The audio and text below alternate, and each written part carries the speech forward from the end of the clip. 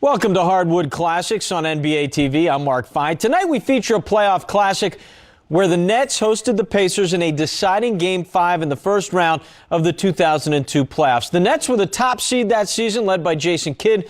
The Pacers, coached by Isaiah Thomas, were led on the floor by Reggie Miller, known for his playoff heroics. What would happen in Game 5? Let's head to the action. Kittles had such a terrific regular season, as you mentioned, and there you see it. Only the Nuggets over Seattle. And Jeff Van Gundy's Knicks over the Miami Heat have done it. An 8 seed defeating a 1 seed. And they'll redo it as they hit the tip before it reached its highest point. So Joey Crawford will do it again with Keith Van Horn and Jermaine O'Neal. O'Neal easily wins that one, and the Pacers will start us off in Game 5. In fact, 3 of the 4 Eastern Conference series having a Game 5. And that's not a shock the way it's gone this year. Miller opens up with a miss. Nets so good at home this year, the 3rd best home record in the NBA behind Sacramento and LA. They were 33-8. Todd McCullough gets started. That's a tough shot right there by McCullough because Miller held his ground, put his arms up. McCullough shot that from not exactly 3 or 4 feet away. He was off the block a couple feet. Kidd on Miller. Miller 0 for 2 to start. Ball knocked loose, and O'Neal puts it in, but credit Brad Miller for tipping that.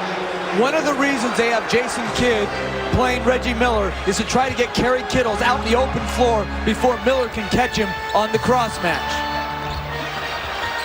McCullough and O'Neal the rebound. Jamal Tinsley brings it up. Tinsley only played 10 minutes in Game 4. Kevin Ollie had a superb game off the bench as the backup point, as did that man, Ron Artest. The role players with Austin Crozier as well doing the job. O'Neal rushed the shot, and Jason Kidd the rebound. You know, a stat from Game 4 that shows you Jason Kidd wasn't right. He only had 1 rebound. That's a 3 for Van Horn. Keith Van Horn was in this gym, in this arena at 4:30, taking open shots. I can call it a gym because it is a gym to us. You're an old-fashioned coach. Yeah, it's an arena gym, whatever you want to call it. 4:30, he was here taking shots by himself, getting ready for tonight's game. Van Horn has struggled at times in the series, has struggled at times this season. Inconsistency is #1 problem. We were talking to Byron Scott and asked him, what's the key to unlock him? He didn't know. Well, I'll tell you one thing. I wonder if you're looking for consistency, why isn't he at the arena every game at 4:30? You should have a routine by this time of the year. You shouldn't have to be deviating from what you do. We played like we had that Game 5 cushion. Well, they're playing hard the first couple of minutes here tonight. Kittles on Tinsley, again with Kidd on Miller. Martin does a good job knocking O'Neal a little bit further out. Shot clock winding down, so Miller misses the jumper, and here comes Kittles. Nets looking to run every opportunity. Kittles draws contact and puts it in. 6-0 run. The Pacers cannot get themselves into an early hole. They do not want to play this game from behind. Deflected, still Pacer ball in New Jersey. All 5 starters have scored. That's the way the season's gone. 4 average in double figures. 3 more average 9 points or more. It's the way they've had their success this season. They're one of few teams that win with offensive balance. Most rely on 1 or 2 players to do the bulk of the scoring. Ron Artest, that's a 2-pointer. And Artest, who really was the star player of Game 4, knocks one down. That was actually a travel right there. When he caught that ball, he then hopped with both feet before he got set up for that jump shot. That should have been a travel. Well, a 4-point lead for New Jersey. Martin from way outside, puts it in. The improved jumper, a big part of his season this year. You know, if you're Indiana, this big hit's going to come with the crowd and the adrenaline for the home team. You have to weather the storm in the opening minutes. That's a 2 for Miller. Reggie Miller 0 for 3. Van Horn battling, knocks it over O'Neal, and it's going to be next ball. You know, Jeff, coaches, assistant coaches have a certain feel for the players on the team, but one guy that may have the best feel of all is normally the trainer, I believe. I think trainers have a great feel for the mindset of the players. They spend so much time with them. A little backdoor cut that time by Kidd, who just happens to save it to Kenyon Martin. And Tim Walsh, the trainer of the Nets, as Kerry Kittles hits the jump shot from the corner. Tim Walsh said today, we're going to win this game tonight big. He said it's the same mindset we had. There's Tim Walsh right there. Same mindset this team had in game number 2. Let's face it. He said that was an elimination game for us. We go down 0-2 to Indiana. We weren't coming back home to New Jersey. He saw it in this morning after the practice. He knew they'd win tonight. That's his feeling. Sometimes trainers, as we call a foul in Van Horn, sometimes they have the best feel for a team. They think they do. But I'll say this, Tim has more playoff experience than anybody in the net organization. And he's been through so many playoff deciding games. I think he knows exactly what it takes to win these type of games. Walsh was the assistant trainer with the Knicks for 15 years. He's a Jersey guy. Brad Miller knocked away by Kittles. Tinsley right there to pick it up, but the shot clock winding down. He stepped out of bounds. That may be the last few possessions for Tinsley, and soon we may see Isaiah Thomas go back to Ollie, who played so well in the last game, coming in and replacing Tinsley. Remember, Tinsley does have a bad knee. He's really struggling right now. Kittles on the floater, follows it up to the rebound. Tries again with the left hand. McCullough's tip won't go. Artest, the quick outlet. Very quick pace in the early minutes. Tinsley just kind of flipped it up there.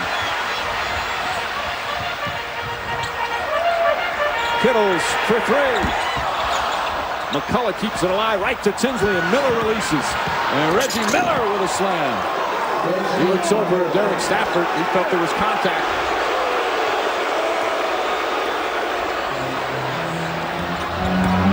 Jason Kidd was saying how, talking about Reggie Miller and stopping him in a Game 5 situation as Van Horn misses. McCullough the rebound, but a loose ball foul against the Pacers. He says we don't want to put ourselves in a situation at the end of the game where he can win. This is a long lead pass, Tinsley to Miller, and right here Miller figures on the dunk. There's got to be contact here as Kittle challenges the shot. The officials felt no contact, play on. Looks like he got him on the top of the head. Inside, calls the foul. Shot won't go. The officiating crew, Joe Crawford, Bob Delaney, and Derek Stafford, 54 years of NBA experience with those 3 combined. One of the things I think we'll see a little bit more of tonight is Jason Kidd involved in pick-and-roll situations. Normally, the Nets offense relies on movement, passing, reading the cuts, determined by how the defense plays you. I think they're going to make a specific effort tonight to get Kidd into more pick-and-roll situations and try and get him in the lane. That's just one of the little things that you tinker with when you have a day off. Tinsley the foul, his first. Kidd spoke to the team yesterday. Byron Scott says only about 3 times during the year did he step up and talk to the team as a group. He did it yesterday, and part of his message was to be aggressive, but also just play your game. Don't try and do anything that you don't normally do. 8-point lead for New Jersey. A very quick start. Artest struggling with his dribble. Miller falling away. Miller, the Brad variety, with the rebound. Reggie's just 1 of 5. And one shot he hit was that dunk. Yeah, Reggie was so, I think, keyed up for this game. When he gets going, watch out. If he gets it going, watch out. He's 1 for 6 right now. But he was pacing the sidelines before the game. He refused to do interviews prior to the game. He was zeroing on what they had to get done here tonight. Just past the midway point, and you see the quick start for the Nets. It slowed down.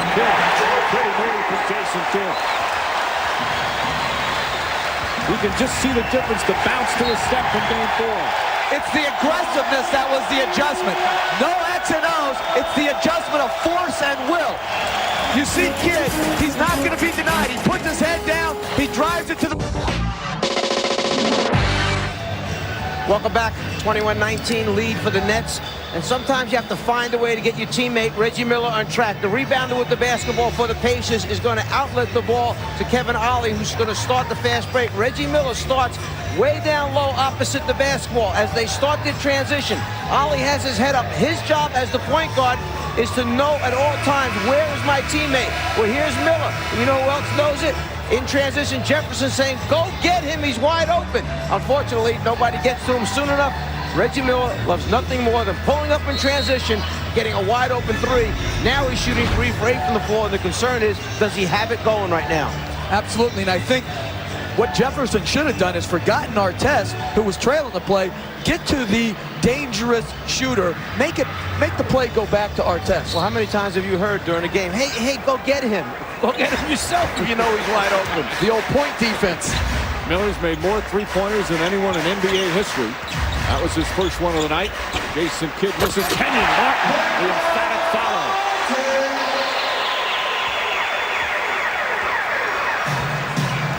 That's the danger. Ron Artest is guarding Kenyon Martin right now when they're playing a small four-man. So when the ball's up on the board, he's overmatched in the offensive rebounding department. Artest, though, answers back with a three-pointer. He has the strength to deal with it, but not the size in terms of length. So knocks down that one, and it's a one-point game. Under 2 minutes to go here in the first. Nets jumped out to a 10-point lead. Aaron Williams. No one went for it. Kevin Ollie picks it up. Lucius Harris and Kenyon Martin looked at each other, and Ollie was the aggressor. And when Harris was laying on his back on the floor, he looked up at Kenyon Martin as if to say, you know, I thought you were going to get it. And Kenyon's saying, I thought you had it. And Ollie made his mind up, I'm going to go get it. There's a loose ball here. Who's going to get it? Martin waits. He thinks that his teammate's getting it. Harris thinks that Martin's getting it. Ollie will finish this thing off. An easy two for Indiana. And Pacers have their first lead of the game. It's an 11-point turnaround. They trail by 10. Now lead by 1. Martin, quick move. He's got amazing quickness for a guy his size. If you guard a three-man on him, he can post. You guard a four-man on him, he takes him off the dribble. That's versatility, and that's what wins in this league. And an offensive foul. Jermaine O'Neal, who had foul problems in Game 4, just yesterday named All-NBA third team, picks up the personal. And the reason that happened is they were playing pick and roll. Jersey decided to go underneath the screen, and the screener rolled too early. So in essence, the screener wiped out the defensive guard on the move screen. You know, Kareem, he used to get away with that all the time when he played for the Lakers. They never called him on Kareem. Jefferson, quick spin move. Oh, great block from O'Neal. Let's get back. Good transition defense, and Mercer throws it away. There's the problem when you don't have a true point guard on the floor running the fast break for you. Even though Ollie was there, it was Mercer that was leading that fast break. Aaron Williams on the foul. He has been the perfect bench player for Byron Scott all season. Thinks defense and rebounding first, and has a nice little offensive arsenal when you ask him to. Another whistle. A lot of them here in the early going. Wrap that arm around Reggie Miller when he starts moving without the basketball, and you're going to get called for a foul. You cannot give him a choice. He gives him a choice of going left or right. There's the arm wrapped around. That's where the hold is called. Shouldn't have been behind him. He should have been on the side of him, pushing him out one way. That's Harris's first. And the team not the penalty as we wind down the first quarter. There's about a 2.5-second difference between the shot and game clock. Miller trying to get free, bouncing into bodies. Mercer comes up. Mercer fires a two-pointer. Kidd, the rebound. It'll count if it goes. Terrific effort. But it falls short. And that will end the first quarter. Kenyon Martin and the Nets came out with a real force. Jumped out to a 10-point lead as the Nets shot extremely well from the field. 5-point lead for New Jersey. New Jersey Nets trying to get into the second round of the playoffs for only the second time in team history. And last time was back in 1984 and an offensive foul call against Ron Artest. And for Artest, that's his first. Remember, Artest weighs about 255 pounds. You see him throw that. He just kind of like flicks him off like there's a little gnat on his shoulder. And Jefferson goes down. Foster and Crozier in the game at the same time now for Indiana with Artest, Mercer, and Kevin Ollie. Martin rolls it away. Another turnover, number 5 for New Jersey. Bob Delaney making sure there's no deflection checking with his fellow officials. And it's Pacer ball.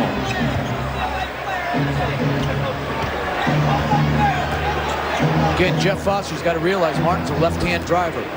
Personnel tendencies are so critical in these games. You've got to take away what players do best. That's what studying tape and looking at the scouting reports does. Martin deflects it out of bounds. 7 seconds left on the shot clock. So after that quick pace, game's kind of slowed down a little bit, and the intensity on the defense picking up. Austin Crozier only 1 field goal attempt so far since he's entered the game.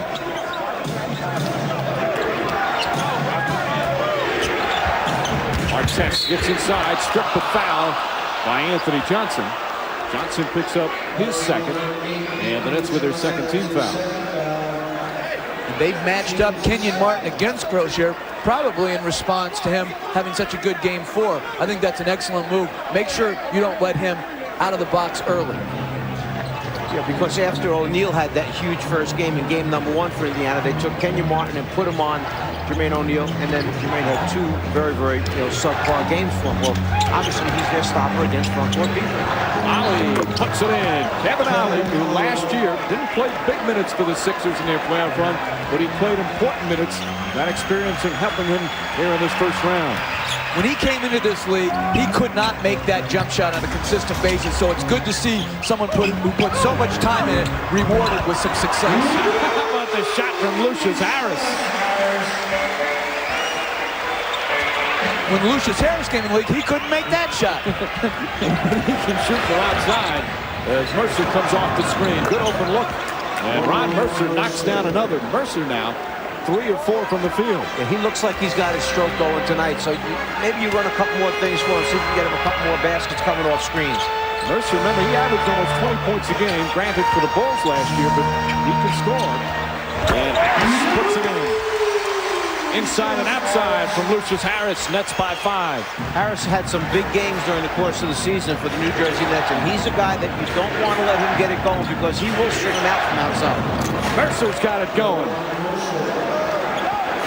Mercer, like Miller, moves along the baseline extremely well and creates space and open area so that he can get his catch-and-shoot jump shot off. 8 points for Ron Mercer. Anthony Johnson. And Kevin Ollie looks to push. Nets to play some good transition defense.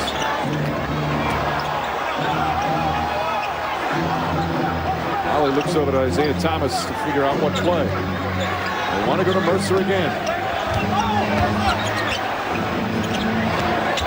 Ollie. That's a 2.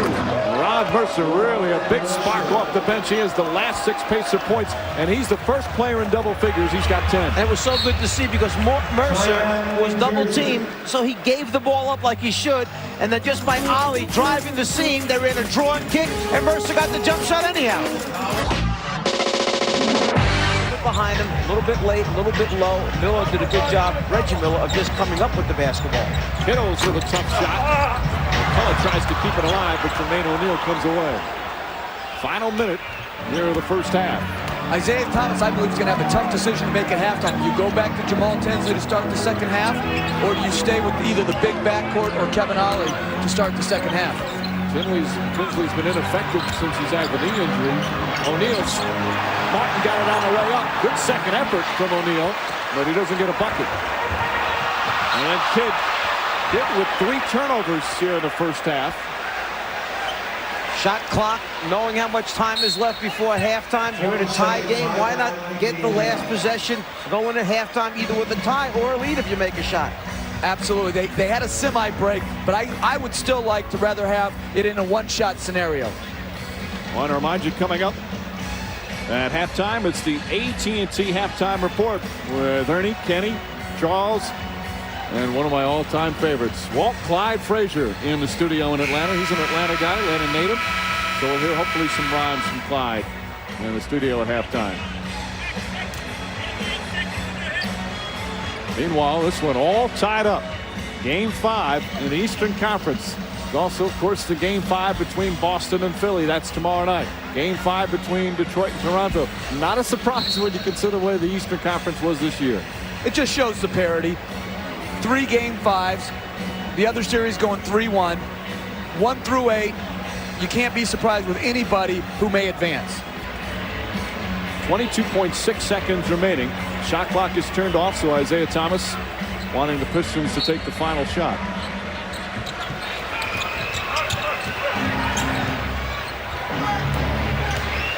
Kevin Ollie continues to get big minutes.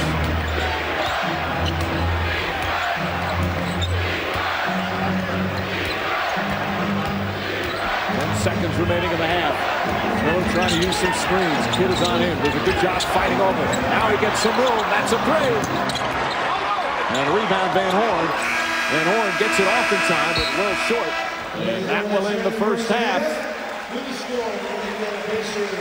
24 minutes gone by, and it's still tied at 51. Van Horn for three. And gets the roll. Keith Van Horn feeling it here in the third period. His 5th three-pointer of the game.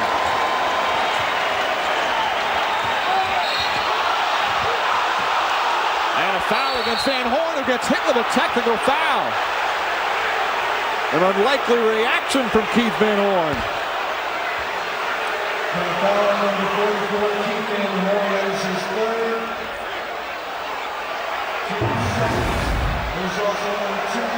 Let's take a look at the foul. Reggie's running that little UCLA or rub cut. Van Horn stands in his path to try and pick up the offensive foul. Disagrees with Joe Crawford's call. Joe Crawford disagrees with his reaction. Most of the time, I hate to see players take technical fouls. But if it's that type of emotion that makes Van Horn that aggressive on the offensive end, I think Byron Scott will take that trade-off. He's been emotional and aggressive all night long, but again, you get these games, it might come down to just 1 point. And it's a point you're just giving away. Well, again, it goes back to understanding who's officiating the game, knowing who the officials are, what you can say, what you can't say, how you can react to certain calls. Shot clock winding down. O'Neal stripped by Martin, and a foul on the way up. And Joe Crawford, and we've talked about this during the playoffs, he's one of the premier officials and has been for many, many years, but he's known as an official who gives a very quick tee. He doesn't listen to a lot before he tees you up. Kenyon Martin tries to reach in and strip O'Neal of the balls. He turns in right there. From Joe Crawford's angle, he thought it was more arm than ball. Martin, his 3rd foul. Jermaine O'Neal, 10 points, 5 rebounds. Great balance in scoring from the Pacers.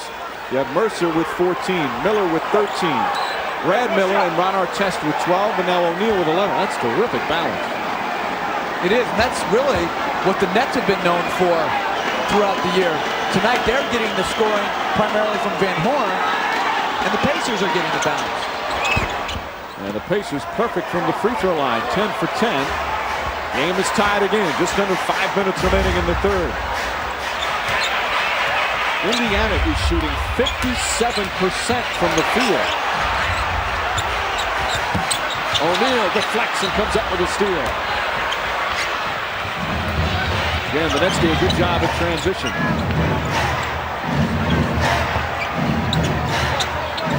No notion about that three. Brad Miller. And Brad Miller hits another. He's got 14. You know what I love about that play? Brad Miller had the ball in the post on his unpreferred block. He threw it out, stepped out, set a pick and roll, and got it back and got more of a shot that plays to his strength. O'Neal has not gone for Martin's face. That jump hook. And a loose ball foul is going to go against Indiana. Jeff Foster complaining. Isaiah Thomas smiling as Foster picks up his first 13 fouls.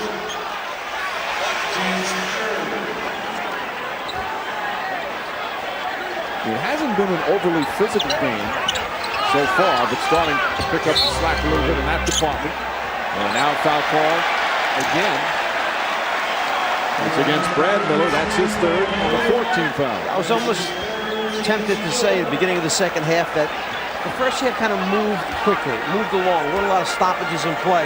Now all of a sudden we're seeing a lot of whistles here take place. Things are heating up. We have a very close basketball game. I'm not sure if now is the time to suddenly tighten things up so much. Timeout Pacers. 2-point lead for Indiana. Game 5 to decide who moves to the second round. These greatest games. And East Rutherford, New Jersey, watching a Game 5. As a sports fan, there is nothing better than a deciding game in a playoff series. We've got 2 of them tonight. Mr. Stern right next to him there, sneaking in the picture. Jason Kidd, 2nd straight game after being dominant the first 3, having a subpar game. Is it something the Pacers are doing differently as he hits the jumper? I don't know if they're defending him any differently. He's always been an inconsistent up and down shooter. His great value is that he makes the game easier for his teammates. He has 3 assists, but 4 turnovers tonight.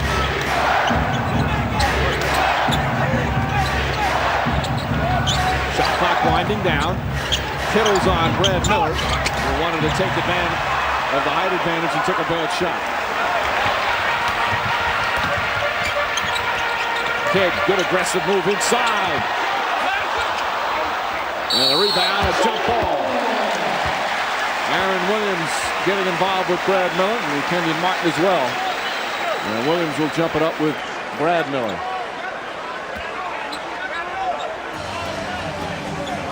Kevin Ollie's going to come into the game. And he might come in for good in the way he's been playing.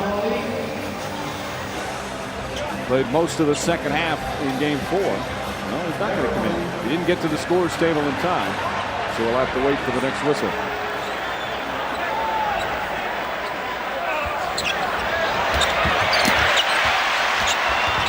Kittles gets it. That was a tough pass. He caught it from behind, gathered himself and made a nice play. Nets back up by 2. Kittles has been quiet tonight, just 6 points. They struggled in the series, although hit one of the big shots of the series, that huge 3 in game 3. Miller for 3. Reggie Miller from downtown. They're starting to switch pick and rolls, getting some mismatches in the post, but a bigger mismatch is a big play in Miller behind the three-point line. Yeah, last time, before that timeout, they had switched, and Brad Miller had a small guy on his back, and that's when they came over and double-teamed him. That time, Reggie took advantage of it, got the shot. Van Horn misfires. Martin snatches it. Oh, what a terrific athletic play from Kenyon Martin. Nets back up by 1. We've had 8 lead changes in this third quarter alone.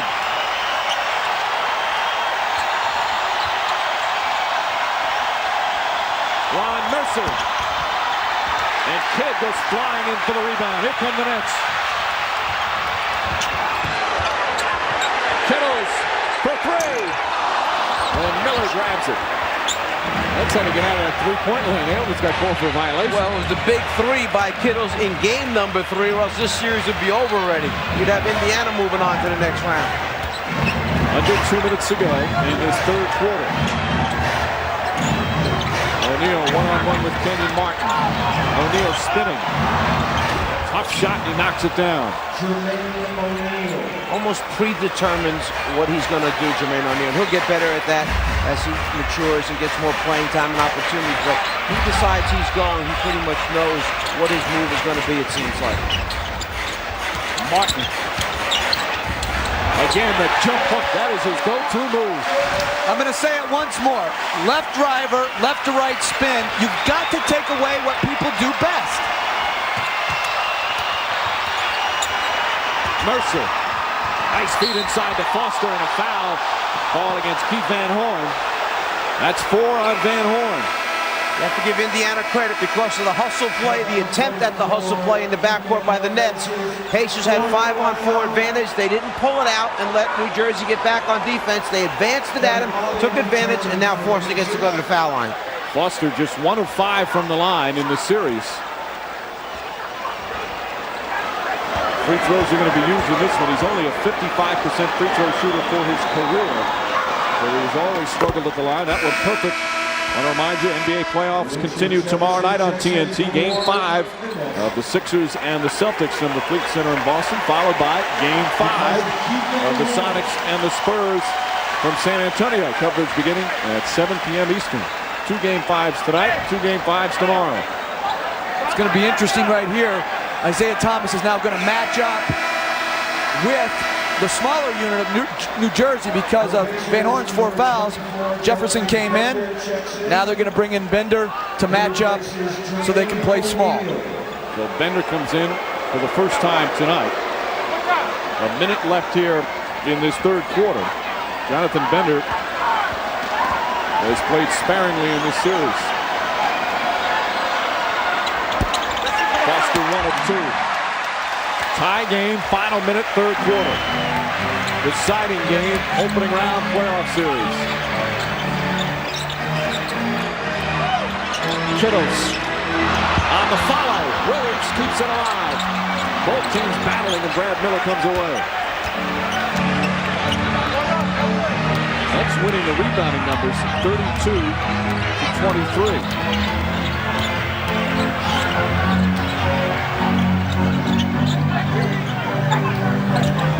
Bender, nice feed to Foster, and a blocking foul call on Aaron Williams, and Foster will go back to the line. Fouls on number 34, Aaron Williams. That is his first foul. This play originally was supposed to start out for Reggie Miller. Instead, the ball reversal gets it over to Bender's side of the floor. And there we see Aaron Williams coming over a little bit late, the body contact, and now Foster back to the line. And it's the first. And you said the play was originally for Reggie Miller.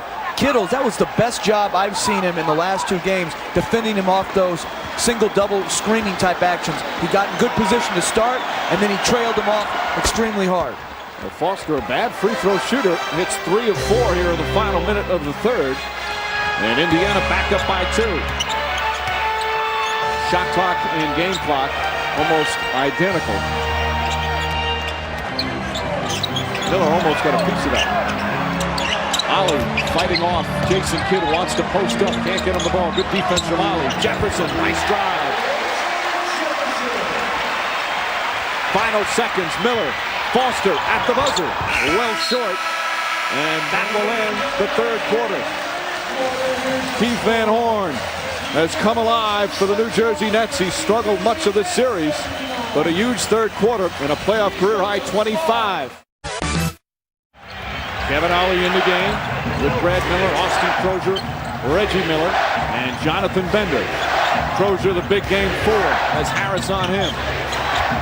Shuffle pass and Jonathan Bender. Crozier keeps it alive, still battling. Crozier again, stripped down low. Here comes Jason Kidd.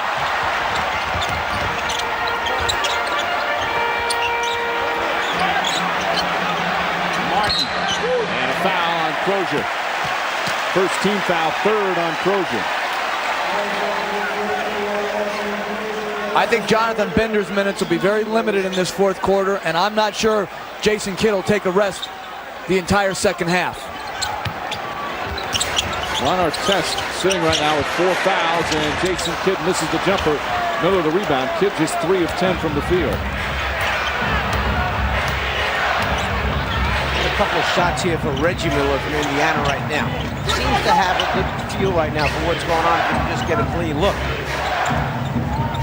He got some looks on the pick and roll. I'm surprised they haven't gone back to that where they got the switch they wanted. Ollie can't connect. Aaron Williams, quick outlet. Pacers get back in a hurry. Kidd patient. Aaron Williams and Miller the rebound. Good job of transition defense. Ollie had the ball. The next big man back supported Ollie. Got to get those big guys back against great quick point guards that run those one-man fast breaks against you. Miller off the screen. Line drive way short. Reggie didn't like that shot after he shot it. Here comes Jefferson. The rookie draws the foul. Richard Jefferson will shoot 2 as Jonathan Bender commits the personal, his first. And Jermaine O'Neal comes back in the game. Knowing where your teammates are, advancing the basketball, then let your teammates finish the playoff.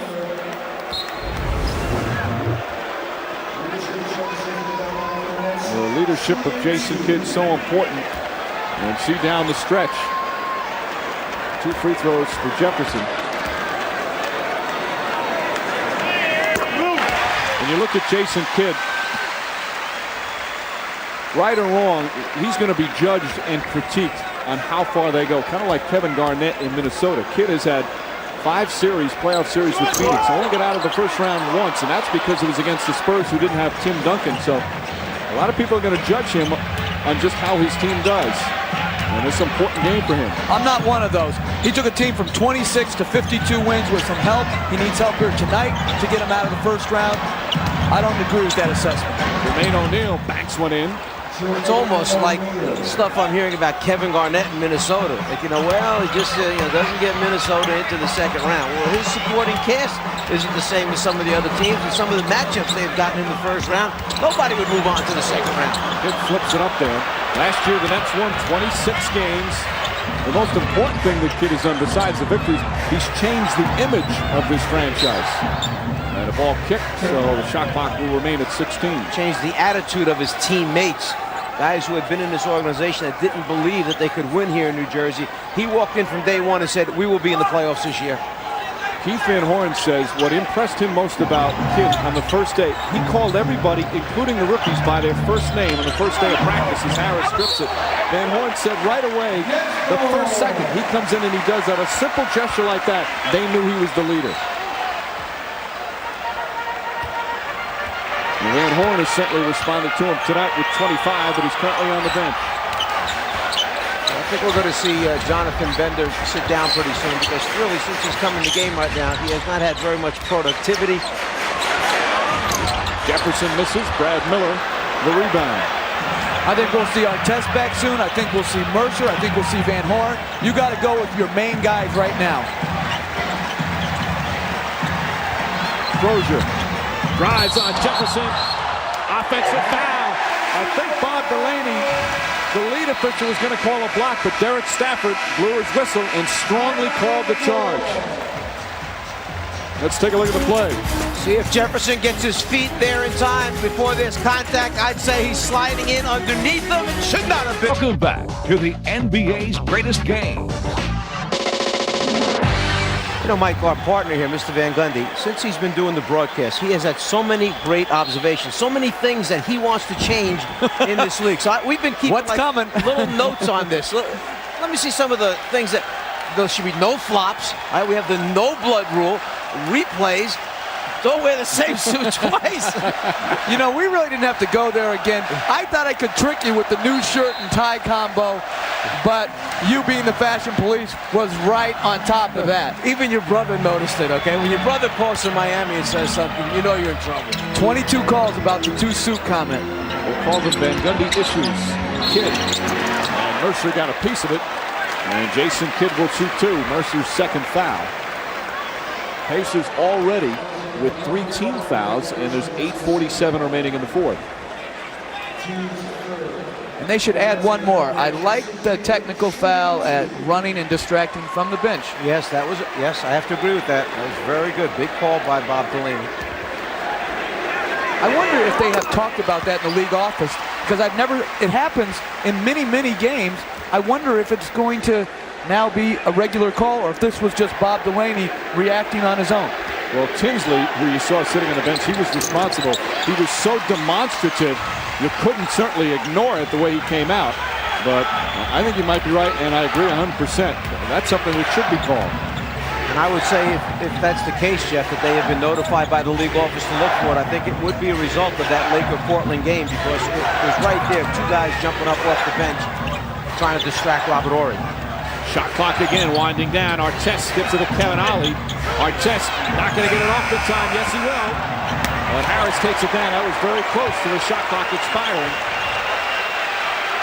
1 point, New Jersey lead here in Game 5.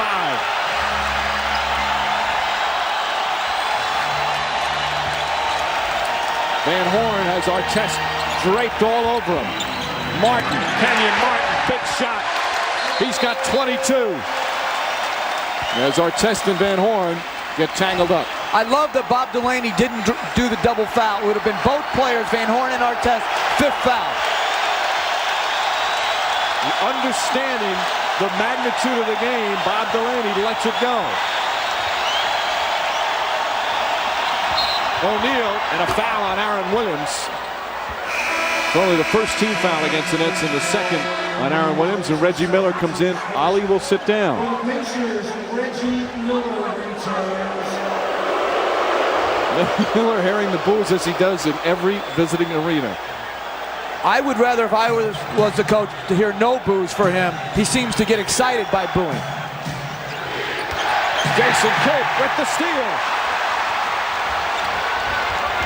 Kidd always says his best offense is his defense. Lucius Harris off the mark. So much made of Jason Kidd and his flash. He was all NBA first team named again, but first team defense as well.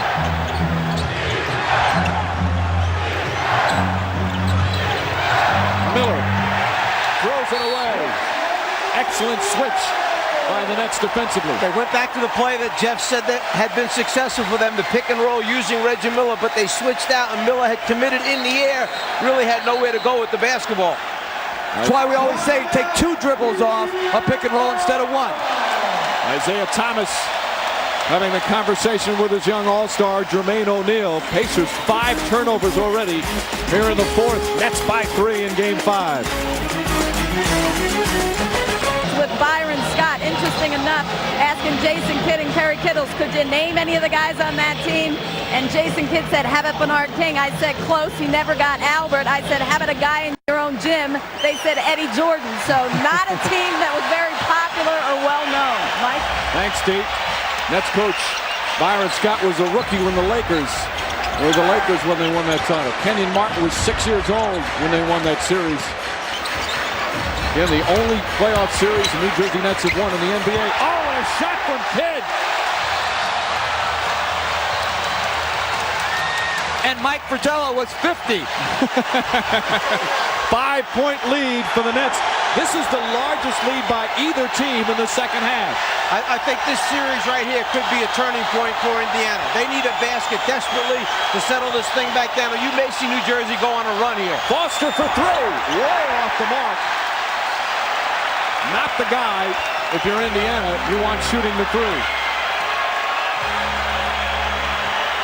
He did hit one earlier in the series, and that certainly is not his forte. Not 4th quarter, 6 to go. Kidd. Long rebound, Van Horn. Keith Van Horn blocked by O'Neal, but a foul. It's not against O'Neal, the foul, but it is against Indiana. I believe they call it on our test. Van Horn is elevating, ready to throw it down, and that looks like a great block right there by O'Neal. But our test, you saw him push as Van Horn went up in the air. And Keith Van Horn with a chance to add to his game-high 25.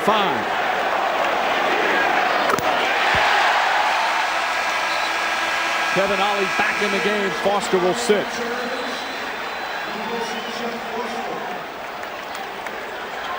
The game has gotten away from Indiana right now. Isaiah Thomas, I think, senses that. He's changed the lineup. He's gone small. Artest is now the 4-man against a very big front line for New Jersey. Keith Van Horn having the type of game that Byron Scott envisions having on a more consistent basis. 27 points for Van Horn, a 7-point lead. And Martin kicks it out. Shot clock at 14. It's interesting, that time Jason Kidd gave Reggie Miller only one way to go, and that was out that side. He wasn't going to let him change directions. He put his body up against him, played between Miller and the basket. He said, you're not going either way, you're going one way. Offensive foul. Jermaine O'Neal on the screen. That's his 3rd. And that's what happens when your best shooter is trying to get free and his teammates are trying to set better screens. Kidd makes him go one direction. As Kidd tries to slide through, you see O'Neal step up and into him, and that's the foul call on the block. And the intangibles of Jason Kidd. Nets now with the momentum, but still plenty of time remaining. Over 5.5 to play in the 4th. Kidd, tough shot. Ollie may have gotten a piece of it. Van Horn falls, and Kidd right there for the foul. Ron Mercer hit his head and was slow getting up. Isaiah Thomas said to us before the game, I think the key to this game is us being able to keep Keith Van Horn buttoned up. He said he's like a genie in a bottle. We don't want to let him out tonight. That'll be the key. And we said, who was going to get in the lockdown mentality first? New Jersey has 2 points in over 6 minutes for Indiana in the 4th quarter. They haven't scored a point in 4.5 minutes. And the Nets defense have forced 6 fourth-quarter turnovers by Indiana. Nets haven't turned it over in the period. Artest, hard drive to the basket. On Artest with a very big bucket. One of the few times that we've seen Indiana try to put pressure and go at Van Horn, who's had such a huge game. Maybe they should have gone at him 3 or 4 times in a row so they could put him on the bench with fouls. 14th for Artest, and finally Indiana gets on the board. Williams to Van Horn, and a foul. Ron Artest will be done. Artest, another strong game, 14 points, 5 boards, and 4 assists, but he's fouled out.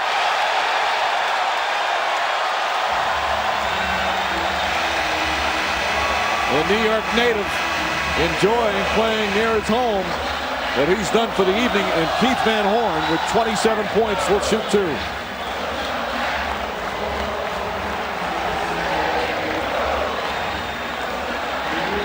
Austin Crozier will replace Artest.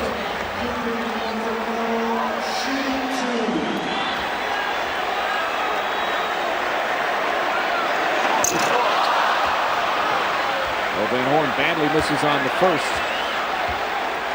You see him deciding games, tied at half and after the third, and that was the case tonight.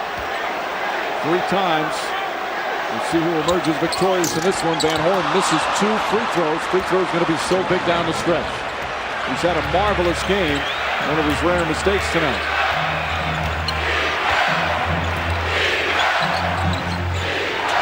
O'Neal and Martin. Kittles looking to help. Ollie gets inside and blocked by Kerry Kittles. Jermaine O'Neal not even close, and Van Horn the rebound. There's still plenty of time. 6 seconds left when he shot that ball. Kidd didn't have the numbers, so he brings it back out. The #1 seed having to go the distance here in the first round against Indiana. Van Horn flips it up. Aaron Williams the rebound. Brad Miller couldn't get a grab of it. Martin had to put it up with the shot clock winding down. And here come the Pacers. Under 4 to play. 7-point New Jersey lead. Miller for 3. Puts it in. Reggie Miller again. Again, in transition, instead of putting his head all the way under the rim to receive the pin down, he got it very high, which opened up the 3-point shot. The first points of the 4th quarter for Reggie Miller.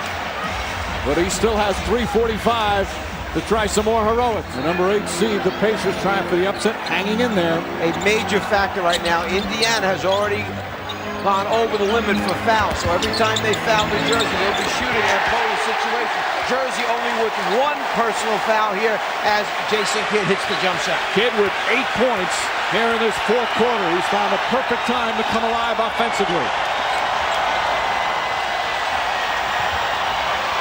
Crozier steps back. Van Horn got a hand in his face. And Brad Miller with some good hustle. That was a great range rebound by Brad Miller. Came from all the way on the other side of the floor. Crozier stepped out of bounds. Another turnover here in the 4th quarter. The 7th for the Pacers in this 4th quarter. It's either the 2nd or 3rd time a player has stepped out of bounds now for Indiana tonight. Coming up on 3 minutes remaining. Nets clinging to a 6-point lead.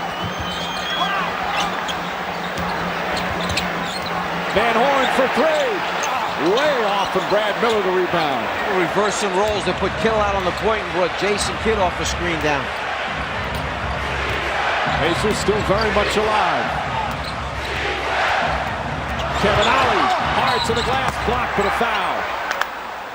Martin got a piece of it, but also a piece of Ollie, and Ollie will shoot 2. Kittles gets caught anticipating that he's going to throw a pass to his right. Kittles left, and it gives the wide open lane there. Coming down, you think maybe that arm went out a little bit to fend off the defensive player, but instead Ollie got the call.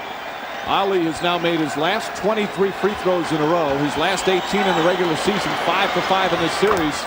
Knocks down another. He played briefly with the Nets last season, split it between New Jersey and Philly, and now back as an opponent, hitting 2 clutch free throws. 4-point game, 2.5 to play.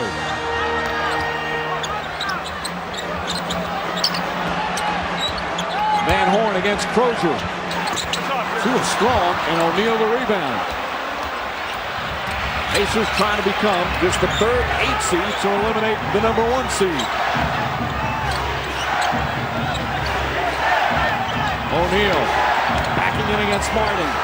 Tough shot, won't get the roll. Hard rebound by Crozier, and he's fouled on the way up.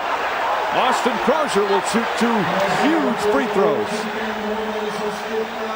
These are 2 teams that you see going after every loose ball. You mentioned before about Brad Miller running out to the sideline to come up with that rebound that bouncer. They understand There's 2 minutes left right now. Somebody's season's going to be over. The competitive spirit for both teams is unbelievable. Obviously, Crochet struggled so far tonight, but he's an excellent free throw shooter. Again, free throw shooting, keeping people off the line, and then rebounding miss is so critical. Crozier 85% from the line during the regular season. But a big miss there. The lead for New Jersey remains 4. Now it's 3 with 2:04 to play. Jason Kidd having a big fourth quarter.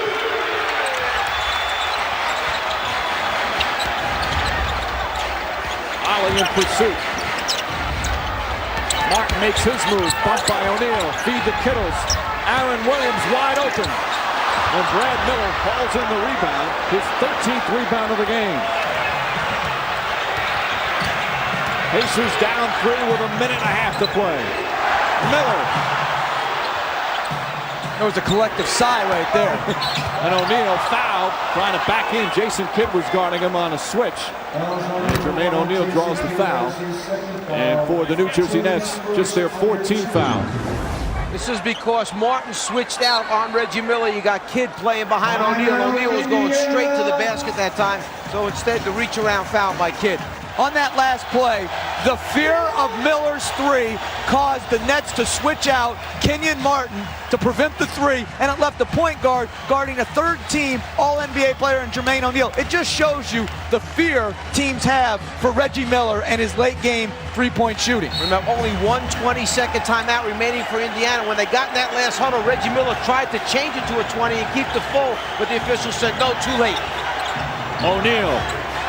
Kittles goes to double. O'Neal powers in. Tough shot. And it's a 1-point game. A 10-2 run right now for the Indiana Pacers over the last 4 minutes. What was a 9-point lead has been cut to 1. Kidd the jumper. Puts it in. Jason Kidd, another big bucket. Jason Kidd just answered the challenge. The challenge that they posed to him was, we're going underneath this screen. You have to shoot a jump shot to beat us, and he made it. And Kidd now with 10 points. There's a 3. Miller won't go. Fight for the rebound. Kittles comes away and gets it out to Kidd. That is exactly the shot that Reggie Miller has beaten so many people with. Still plenty of time for the Pacers. Kidd a jumper.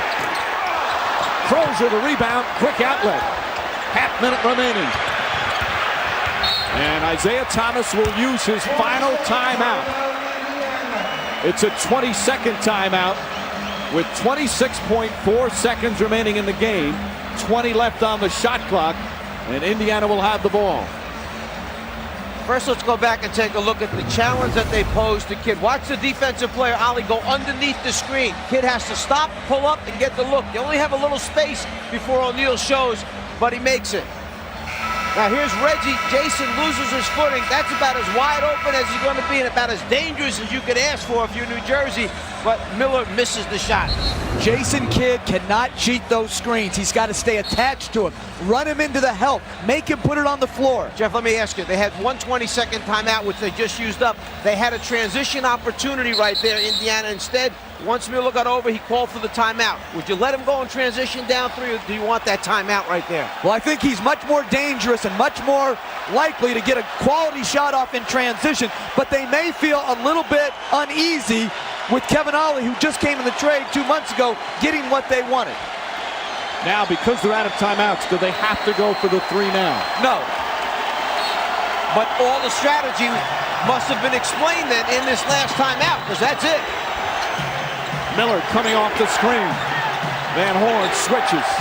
Miller tries to get the foul, and he does. Van Horn goes for the fake, and 3 free throws coming up for Reggie Miller, one of the premier free throw shooters in the history of the NBA.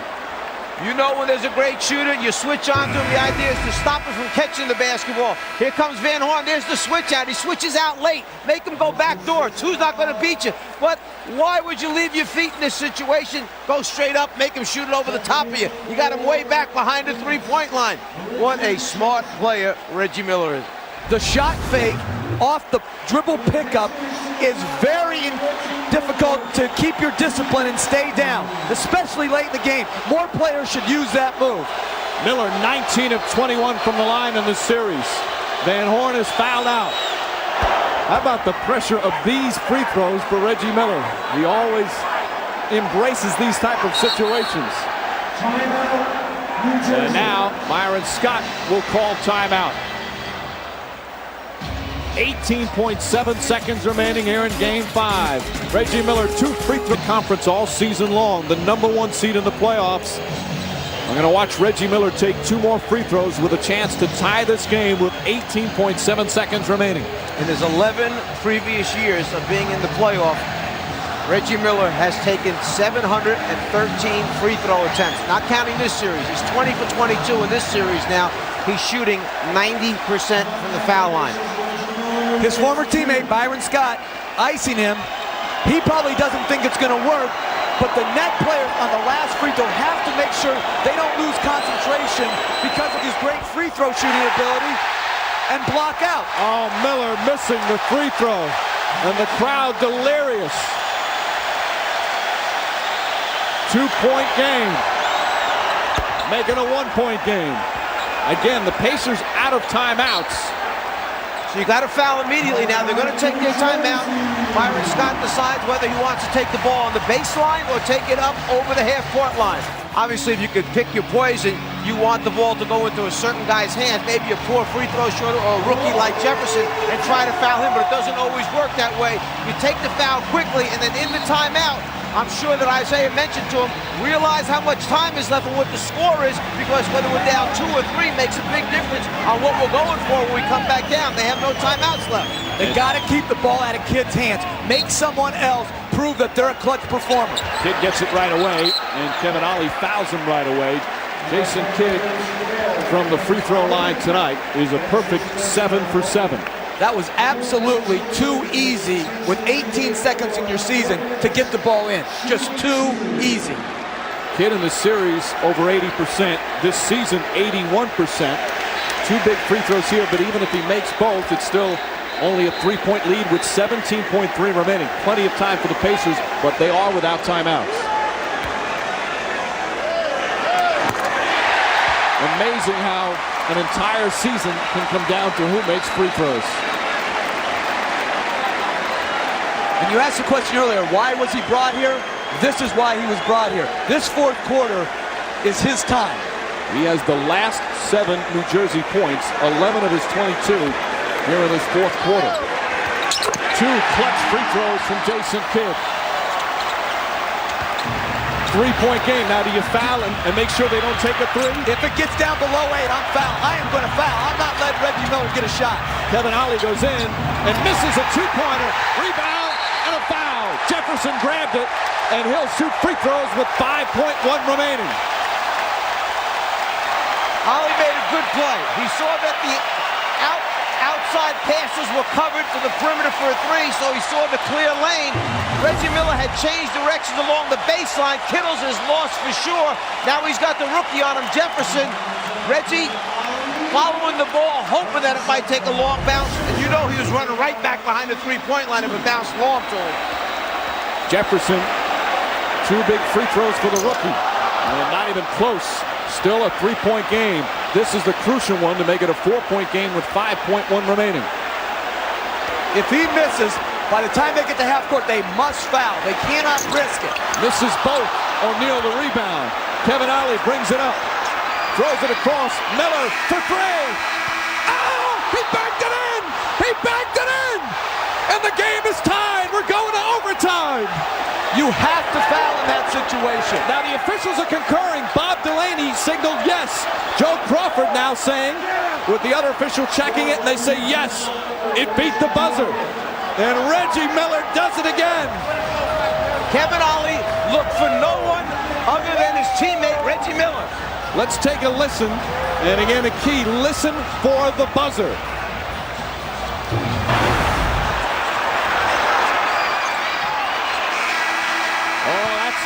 That's very, very close.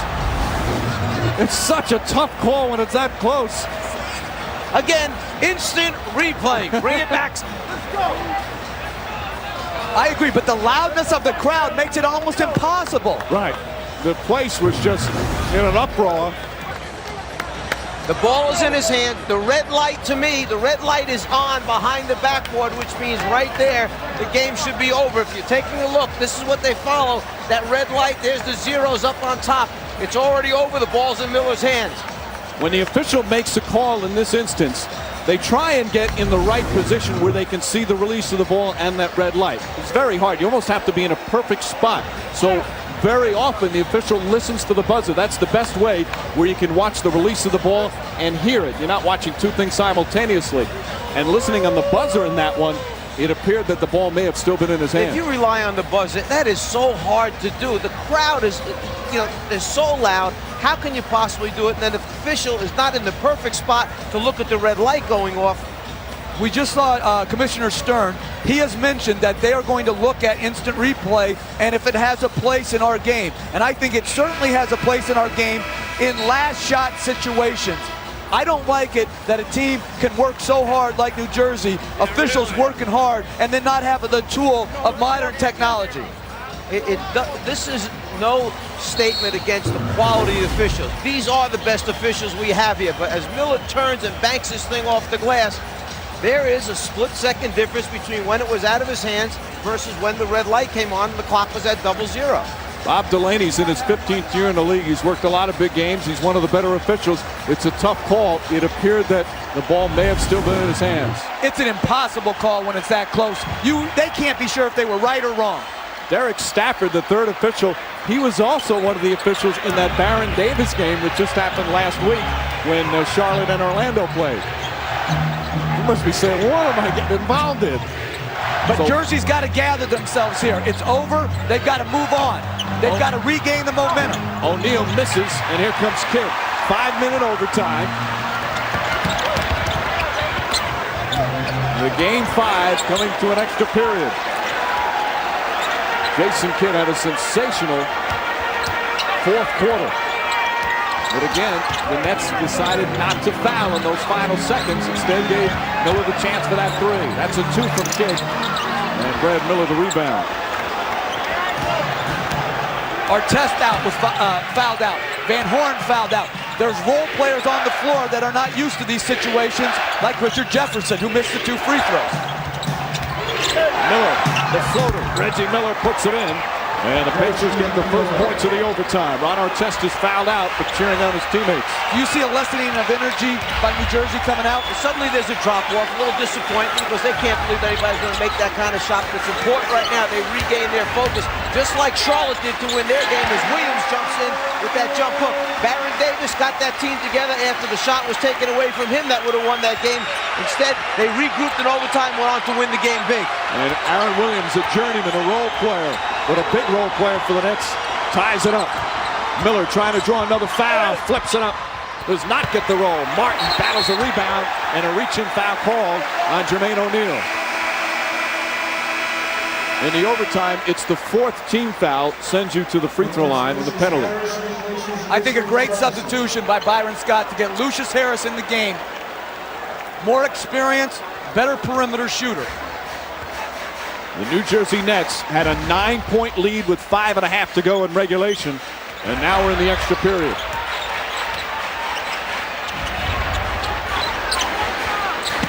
Martin bumping, and a foul called against Jermaine O'Neal, and that's his 5th.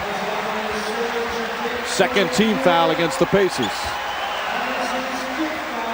In the overtime, you also get an additional 3 timeouts. Should go back right to Martin in the post again to see if they can draw that 6th foul. Sometimes the best guy to play against is somebody with 5 fouls, but O'Neal knocks it away.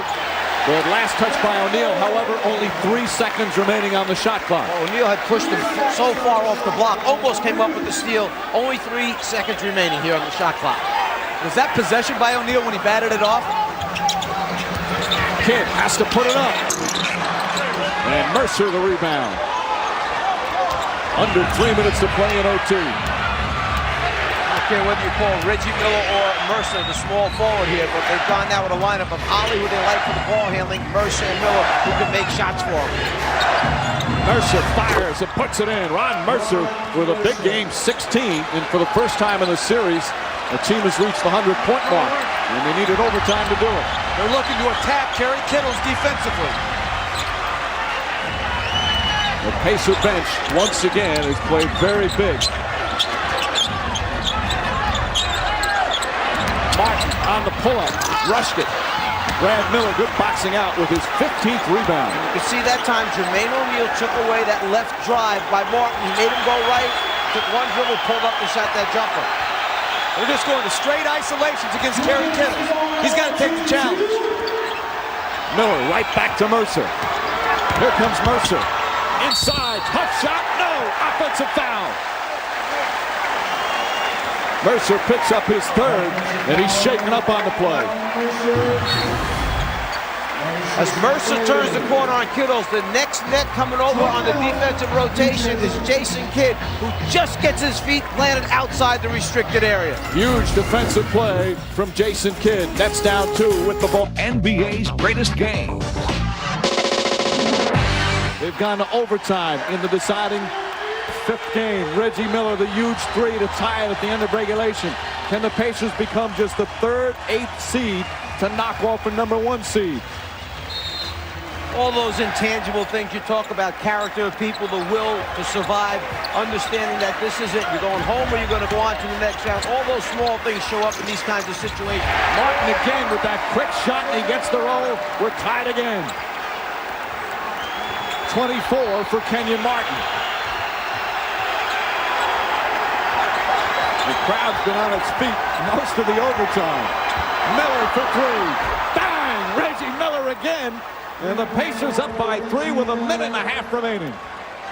He wants the ball right now. You can see it. He's clapping for the ball. 29 for Reggie Miller. More playoff heroics. Kidd answers right back. And Jermaine O'Neal just missed that one. He came out from behind the screen to try and help Ali, just short of getting a piece of that shot. A 1-point Indiana lead. Here's the switch out to prevent Miller's catch and shoot. Williams knocks it away. Harris double teams. Ron Mercer's hit some big shots and hits another. What a performance from Mercer off the bench with 18. It was a nice pass out of the double team that time by Jermaine O'Neal. He wanted to hit Miller. Miller was cut off. He looked diagonally across and got Mercer. Kidd with the left hand. Oh, what a play from Jason Kidd.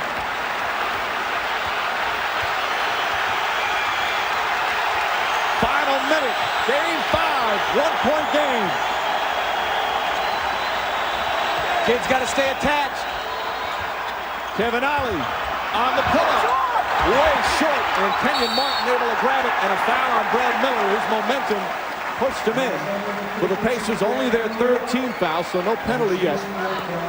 Nets ball with 29.9 remaining. Now, this is a shot Reggie Miller is used to making. This floater, when you get up in the air and you're kind of like off balance, Miller's made 100 of those things. But for Ali, that's not the norm. And they changed the matchup. They put Mercer in. Martin with the slam on the Kidd penetration. Nets back by 1 with 26.2 remaining. Notice how quick he went. That was in case they did not score that time to get a good shot. They had plenty of time left. It's the Nets' turn to take the lead. 1-point advantage, 26.2 remaining, so 2.2 difference between game clock and shot clock. You see the timeout situation. Nets with a foul to give. Understanding that we have 26 seconds remaining in the game, Indiana has a full 24. You can get the ball inbounds now, get your people situated, and you have plenty of time to run screens to get the guy that you want to get the open shot. That's Reggie Miller. But my second choice right now is Ron Mercer. If they gang up on him, look for the next pass to go to Mercer for the open shot. And sometimes it's not the first shot that beats you, it's the second shot. So they've got to do a great job in blocking out. They got the switch they want. O'Neal against Kidd, and a foul. They had the foul to give. So the Pacers will inbound with 18.8 seconds remaining, still trailing by 1. Now, if you run the same exact play, are you going to get the same switch this time? I wouldn't. It's got to be Jason Kidd. You are a great defender. You stay attached. One possession, one stop, and you're advancing. The Nets One of the reasons they're the #1 seed is because they've been able to make stops. They've got O'Neal and Miller on the same side of the floor. That's where they're going to play from. They go back to O'Neal. Martin right up on him. O'Neal spinning, stolen by Kenyon Martin. And then the foul on Jermaine O'Neal. Kenyon Martin with a terrific defensive play, and he'll shoot with 8.2 remaining. O'Neal is fouled out. Martin becomes the aggressor even though he's on defense right now. He's not going to let Jermaine O'Neal take it. Once he feels the ball is brought down low, he's got those hands in there. He wants to get a deflection before O'Neal can run that drop step spin move into the middle of the lane. Now Martin is not a great free throw shooter. In the series he's 71%. During the season just 68%. Here tonight as you see 2 for 3. Again, we could be in the same situation. Indiana has still a timeout. But if they make both and they decide not to take it on the push up the floor, New Jersey has to foul to prevent the 3. That, of course, if Martin hits them both and misses the first, it's still a 1-point game. Huge free throws. Remember that huge deflection in the Philly game when Derek Coleman got his hand on the missed shot, tipped it back out again. Martin hits the second, and Isaiah Thomas will use his final timeout right now, and they'll advance the ball. You know that Reggie Miller is the primary three-point threat. Austin Crozier can hit a 3, and Ron Mercer capable of hitting a 3. But just the fact that they're a threat may open up that 2-point shot for them. They just got to tie and get to the next overtime period. If the 3 is open, pull the trigger and shoot it and run off the floor when it goes in. And they can't go for Miller's pump fake, which will get them on the line. They've got to stay down if they switch out. No fouls to give. Miller gets past Kittles. Miller inside with the slam. Reggie Miller ties it with 3.1 remaining. The Nets have a 20 left, and Byron Scott will use it now. Exactly what Coach Fratello just said. They were so worried about the 3 that he drove it to the rim, and he got the dunk. It's exactly what they wanted opened up. And Reggie was smart enough to understand we only need 2. There he is jumping out on the 3, and he goes right around Kerry Kittles, who uses up no time off the clock and trying to stop him.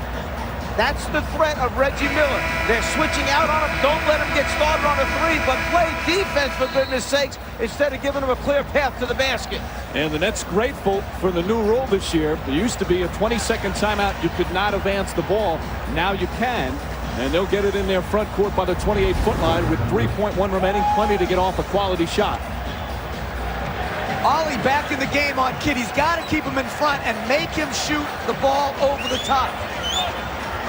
And if I was guarding the inbounder, I am not letting that ball get into Kidd easily.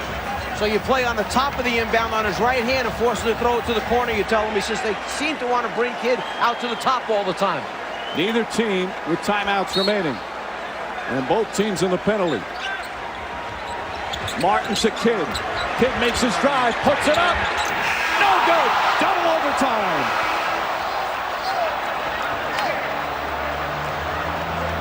The wild Eastern Conference continues from the regular season to the playoffs. Jason Kidd had a good look, but we'll go to the second overtime to see if the #1 seed can advance. With O'Neal fouling out, it takes away your #1 low post option, but also Crozier now coming in the game has to guard Martin and/or Williams. Kidd has been just superb from the fourth quarter on. He struggled a good part of the game, but has made all the big plays. Kenyon Martin. Martin on the pull-up. Harris keeps it alive. Fight for the rebound. Still lost.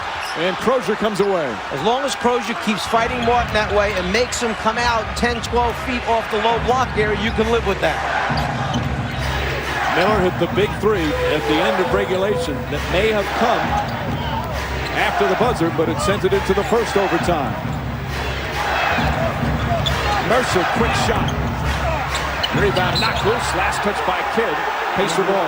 Again, they switched the initial pick and roll, but it left them vulnerable on the second shot. Brad Miller, size advantage over Kittles. Kidd comes over the top. It deflects off his hand, out of bounds. Same scenario in the overtime on the 4th team foul. Plus you get 3 more timeouts.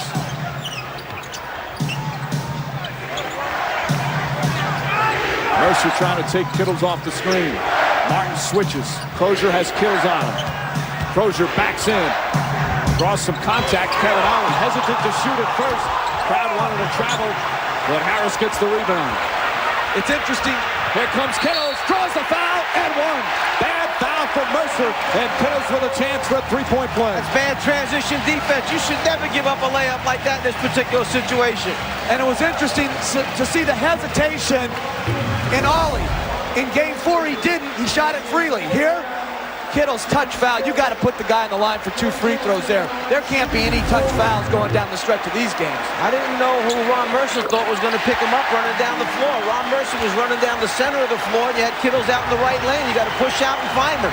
Mercer's played a solid game, but made a bad decision. Nets by 3 here in the second overtime. Miller, the 3. Won't go. Martin the rebound. Still 3.5 to go in the second overtime. They want to run 4 corners right now and run the clock out. That's it. Rest of the game. Side pick and roll going under still. Martin calling for it against Crozier. And a foul on Crozier. Pacers with their second team foul. Crozier now has 5. Remember what we said. Crozier that time let it get it down low with his back to the basket, and then he's a problem for Austin Crozier. He's got to get on top of him, front him, force him to step out off the block. Shot clock reset to 14 as they inbound. Jason Kidd deflected by Miller. Ollie tried to go for the steal. Kidd knocks it down. That's the same shot that could have won it for him at the end of the overtime. Instead, it gives him a 5-point lead in the second overtime. Under 3 minutes to play. Crozier fakes. Martin stays in front of him. Mercer, tough fallaway shot on Mercer offensively. A superb game. He now has 20 points. 3-point New Jersey lead. Kidd spinning. Kicked by Miller. Shot clock will remain at 14. 2:32 to go in the game. 3-point lead for New Jersey with 2.5 to play in the second overtime. Watch Jason Kidd's right leg when he plants it and extends it right there. He hurts the right leg. He comes up from this thing. He starts lifting, and then you see him reaching for his thigh area. He may have pulled a hamstring in there. Could have pulled something in the groin area as his foot jammed in the lane. Kidd has been sensational in the fourth quarter and overtimes. There you see the total numbers. That's after a struggle to start. He only had 11 points after 3 quarters. Shot clock winding down. Martin makes his move. Tough shot. And rebound, Brad Miller. Miller with 16 Go in boards. transition. Push the ball. It's the best chance you have to get a good shot. Mercer. Tough shot. Harris may have gotten a piece of it. And Lucius Harris comes up with a loose ball. Huge defensive play right there. Ron Mercer looked like he had a short 2. 2 minutes to go in the second overtime. Kidd steps back. And Miller another rebound. They've needed him again with Artest and Jermaine O'Neal having fouled out. Brad Miller's done a superb job on the boards. There's extreme fatigue on both sides right now. They've got to find ways to make shots. You're talking about 54 minutes for Martin and 50 minutes for Kidd. Kidd knocks it away, and a foul on Austin Crozier. And Crozier is fouled out. Kidd has played the entire second half in overtimes. And it's the 14th foul. Jason Kidd is not going to just stand behind him. He peeks to the outside and then runs around to the inside to get a piece of that ball. He knows he's giving up a lot of size, and then he goes down on the floor. And like I said, he's only in his 51st minute of this game. The will to win. How far are you willing to go to win? Jason Kidd, the entire second half of the overtime, playing a 6'10" guy in the post, deflects it, and then hits the floor. He wants to win this game to advance to that second round. Courage and will. That was only the third team foul, so they inbound with a minute and a half remaining. Nets leading by 3. The number 1 seed. Mercer got a piece of it. Brad Miller touched it last as he goes crashing into some cameramen along the baseline. We've seen how important an entry pass can be. Sometimes with the fatigue setting in all these minutes, we saw Reggie Miller throw a bad entry pass at the one end that kid stole, and that one right there, almost a bad entry pass by Harris. Shot clock at 10. Kid looking to make his move. Shot clock winding down. Kid has to put it up. Oh, he puts it in. Ollie right in his face. And the Nets back up by 5. 31 for Jason Kidd. You look at his face, he looks exhausted. He is. A minute remaining in the second OT. Offensive foul. Another illegal screen. This one, Jeff Foster. The problem that's happening is Kevin Ollie is not going from side to side so that he has a good look at the passing angle to Miller. Jason Kidd is going over the top of all these screens. That's why he's called right here. As he goes over, there's the left hip into him, and he goes down on the ground. You've got to get in a slot to be able to make that pass if your offensive guy is going to fade to the baseline. Just under a minute remaining in the second overtime. Still timeouts remaining for both teams. Nets have a foul to give. They'll have the ball. A 5-point lead. They were chanting MVP for Jason Kidd during that timeout. He certainly has played like one here in the overtime and fourth quarter. He's cramping up, according to D. Lynham, and Timmy Walsh, the trainer, trying to help him out. Took a shot there as he went over the top of that from the left hip. Hit him in that leg area, which is so vulnerable to be injured or bruised, but I don't think with 56 seconds remaining it's going to keep out of the game. We saw the 51 minutes for Kidd. He's played the entire second half in overtimes. And wisely taking time off the clock as the MVP chants continue. Kidd finding Martin. Martin, tough shot. No, offensive foul. He lowered the right shoulder. And Martin called for the foul. That's the first Nets turnover in 26 minutes. They've really taken care of the basketball. You can see Martin as he gets the one-step advantage now, takes the right shoulder and moves in to the defensive player. Offensive foul. Kevin Ollie with 35 seconds remaining. Pacers down by 5. Miller fighting over screens. Harris bumped him. Brad Miller. Reggie for 3. And Kenyon Martin the rebound. They foul him immediately with 20 seconds remaining. Kenyon Martin will shoot 2 free throws with the Nets leading by 5. Well, that was a nice job by Brad Miller that time. He took the ball, had nowhere to go with it. He drove the ball to the middle of the floor and hoped that he and Reggie Miller were on the same wavelength, hoping Reggie would back out and spot up behind the 3, which Reggie did. But remember, in that situation, when you're down 5, you need a 3 and a 2 or a 2 and a 3. Doesn't matter which way you get him. Martin missed a free throw earlier that helped the Pacers tie it up and force the overtime. Knocks that one down. Kenyon Martin, 28 points. 6-point lead with 20.1 seconds remaining. Pacers still have a couple of timeouts, but they're in a big hole right now. Martin with 2 clutch free throws, and it's a 7-point New Jersey lead.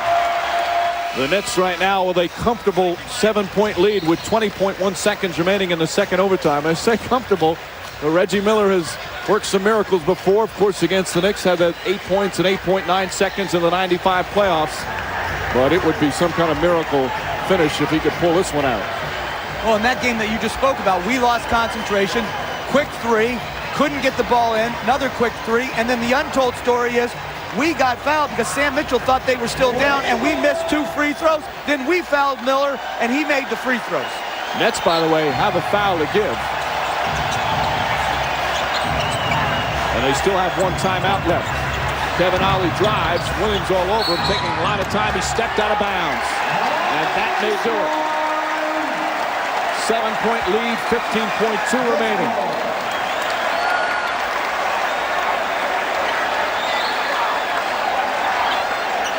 And the Indiana Pacers attempt at the huge upset as Mercer fouls. They come to an end.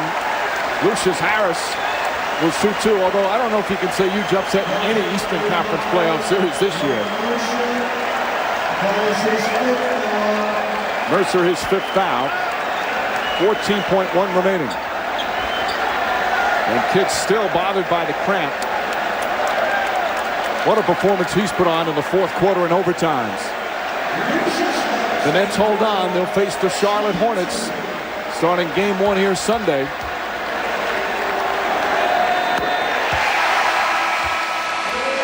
And Jason Kidd's coming out of the game. There you see the season series. How about Charlotte winning that series without Jamal Mashburn, their leading scorer? Tremendous job by Charlotte. And having to start that series with Jamal McGlure suspended. Final seconds, a 9-point lead. Reggie Miller's going to put up another 3. Can't connect. Johnson a rebound. And the New Jersey Nets dream season will continue. As they call a foul, they'll advance to the 2nd round for only the 2nd time in the team's NBA history. And the 1st time in 18 years. Well, let's go back to the beginning of the game. Like Jimmy Walsh, the trainer, said from New Jersey, we got this one tonight. He knew it all along. Big.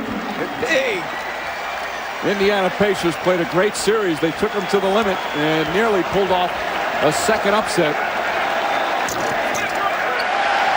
3.4 seconds remaining. Jason Kidd, the leader down the stretch. The big plays at crunch time. 31 points, 7 assists, and 8 rebounds.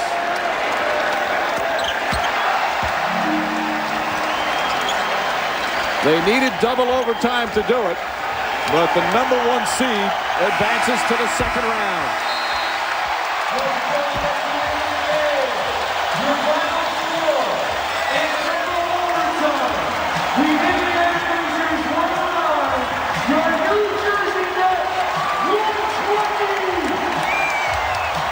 Some nice displays of sportsmanship as this hard-fought series comes to an end.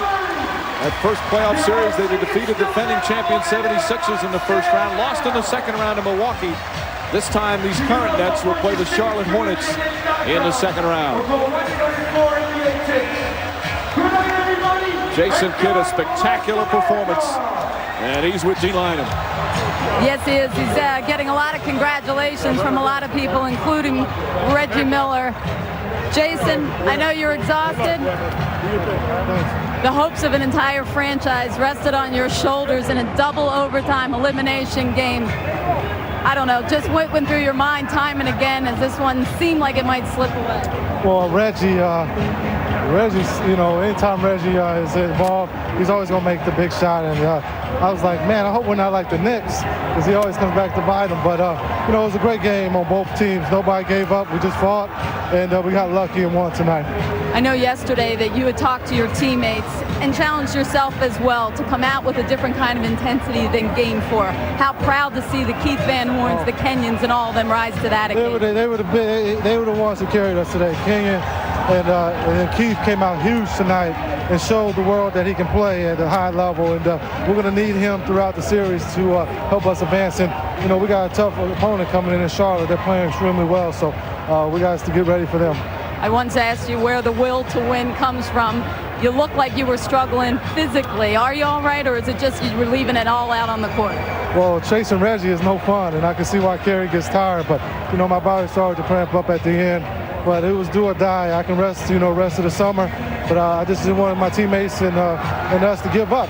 This was a great opportunity, and we got lucky, and we move on now. Last thing, and we talked about this morning, that the reason you were brought here was to elevate this franchise to places they haven't been in a long time. Satisfying for yourself at this moment? Well, it is, because, a lot of critics talked about, this team has had question marks from day one, and, everybody talks about that. Jason's not going to get them past the 1st round. He takes an early exit. So we've always had something to prove, and this is just another stepping stone for us to grow as a team and get better. Jason, it was a great game to watch, particularly to watch you. TJ, take care of your dad for us. He has to get in bed. It's past his bedtime. Thanks, Jason. Mike? All right, D, the #1 seed survives. They hold off the Pacers 3-2, needing a double overtime victory in the deciding Game 5. So one incredible buzzer beater and a dunk with seconds left to force a second overtime wasn't enough from Reggie Miller as Jason Kidd had a playoff career-high 31 points to lead his Nets to the decisive victory. The Nets would advance all the way to the NBA Finals that season, but they'd be swept by the Los Angeles Lakers. Thanks for watching. Hope you enjoyed another episode of Hardwood Classics. You have entered the Steam Room, the podcast that has taken over the world.